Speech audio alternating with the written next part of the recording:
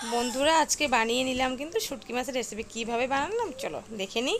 খেতে কিন্তু দারুণ হয়েছিল, একবার নিশ্চয়ই ট্রাই করো। প্রথমে কিন্তু ইলিশ শুটকি ভালো মতো কিন্তু টুকরো করে কেটে নিয়েছি, গরম জলে এখন ধুয়ে নিই, টুকরো করে কেটে নিয়েছি পরিষ্কার করে। আর রান্না করবো ইলিশ শুটকিটা দেখো, মাছের মধ্যে বড় মাছ যেমন রান্না করি সেমন কেটে নিয়েছি, আলু আদা কিছু কিছু কেটে নিয়েছি, এখানে রসুন নিয়ে নিয়েছি, পেঁয়াজ নিয়ে নিয়েছি দুটো। তো এগুলো দিয়ে কিন্তু রান্নাটা হবে আজকে ইলিশ শুটকি।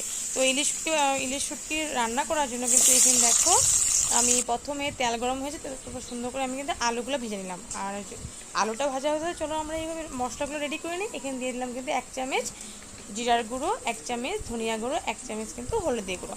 আজকে কিন্তু কাঁচা লঙ্কা দিয়ে রান্না করবো, আজকে শুকনো লঙ্কা ব্যবহার করবো না। তো এদিকে দেখো আলুগুলো প্রায় ভাজা ভাজা হয়ে গেছে।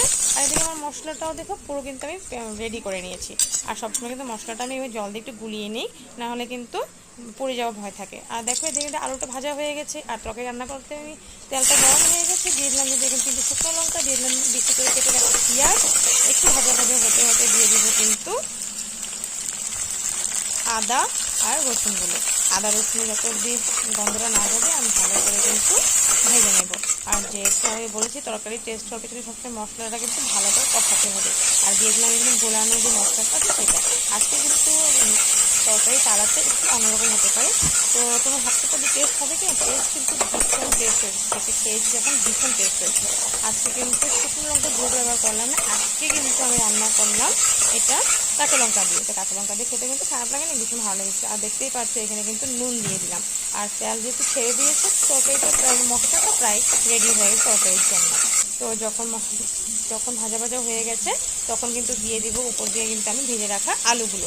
আলু দিয়ে কিন্তু ভালো মতো আর মশলার সাথে ভালো মতো কষিয়ে নেব। আলুগুলো যেহেতু ভাজার সময় সিদ্ধ হয়ে গেছে তো বেশি সময় লাগবে না। তো এদিকে আলুটা মশলার সাথে দিয়ে দিলাম গরম জল। আর সাথে কিন্তু এদিকে আমি করে নিয়েছি ইলিশ শুটকিটা একটু ভাপিয়ে নিচ্ছি জল দিয়ে। আর এদিকে ইলিশ শুটকিগুলো